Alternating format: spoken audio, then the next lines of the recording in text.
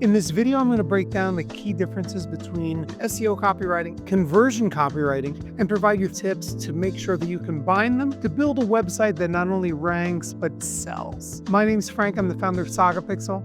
I've helped businesses to bridge this gap for several years at this point, saving them from wasting time and money. So out of all of these tips, I'm sure there are going to be at least a few that are going to make sure that you don't have an invisible website or unprofitable traffic. So let's get into it.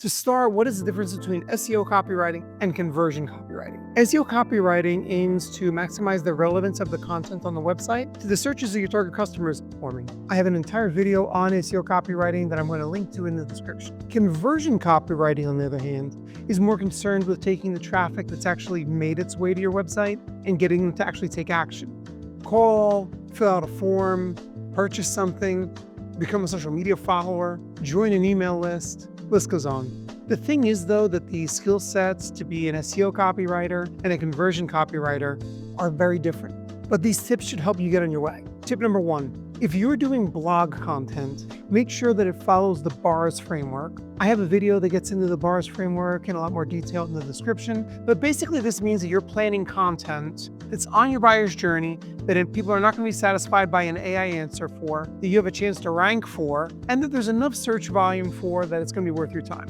The most common SEO copywriting mistake that I find, by far the most common, is writing about topics that don't meet one of those 4 criteria. Tip number 2, make sure you match your content intent with what you're seeing in the search results. Here's an example. These are the search results for the search commercial real estate investing. Here we have a beginner's guide, another beginner's guide, some Reddit results, a beginner's guide. At position 5, we have a platform where you can actually do it. At 6, a book. At 7, a listicle about things you need to know about investing in commercial real estate, how to find commercial real estate investors. And you have to go to page 2 to find things like the pros and cons in investing in commercial real estate. The results for this search have very fragmented search intent. Lots of people are interested in how to get started, and it seems like all the other reasons why you may look into commercial real estate investing is kind of an afterthought. If you wrote an article on why commercial real estate investing is the best asset class for you to invest in, you're probably not going to have a good shot at ranking on page 1. You need to align the angle of your content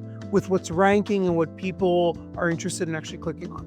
Tip number 3, ensure the comprehensiveness of that content. So you've picked your angle, you're about to write your article. You want to make sure that none of the existing stuff that Google has in the index is going to do a better job than what you were about to write. Take a look at the subtopics that they're covering, come up with something unique that you can add on top of all of it, and make sure you're more comprehensive and information dense than anyone else. This does not necessarily mean that your article needs to be longer. As a matter of fact, there's something called a compression ratio in SEO, which means that if Google finds a lot of fluff in your content, you're going to get a lower quality score. Number 4, spend time on your intro. The first few sentences of your article are going to decide whether people actually read your content or not. This is one of those cases where you have both conversion copywriting and SEO copywriting converging. You want to write an introduction that's compelling, that tells people exactly what they're going to get from reading the stuff that you just wrote. And if it falls short, the search engine very well may take notice that people are not spending very much time on your article, they're going back to the search results and clicking on other results.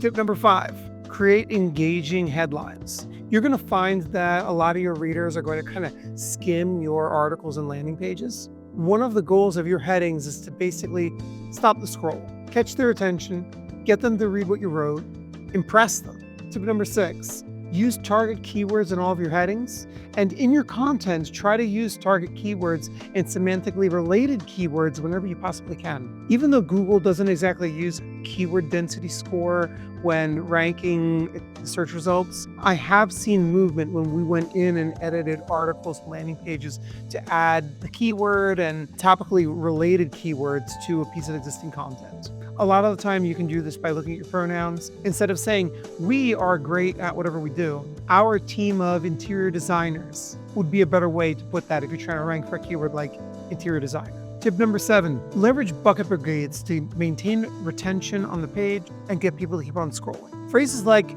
but here's the deal, but that's not all. They keep people on the page. Learn how to use them. Tip number 8, if you're talking about something where you could show images, in particular screenshots, Do it whenever you can. To start, I've seen a bunch of cases where articles ranked better after we added more screenshots that were related to the topic that we were writing about. I think Google's systems have learned that people like pictures, but then again, a picture tells 1,000 words. The multimedia experience is going to increase your engagement and probably help with your conversions. Include your target keyword in your title tag. Include it in the first couple sentences wherever you can. Try to get it as close to an exact match of the target keyword that you want the page ranking for. And when writing your headlines, try to formulate them as questions, as it will increase the likelihood of you grabbing a featured snippet at the top of the search results. Tip number 10, have clear and compelling calls to action throughout your content. And not just book now. Alternative CTAs are important as well. Downloadable assets that you're offering, webinars that you're doing, social media accounts that you have. Basically, send people to the places where you can further nurture them. 11, build credibility through authority and trust signals. So you're a Wall Street Journal best-selling author. Wouldn't hurt to mention that in the content.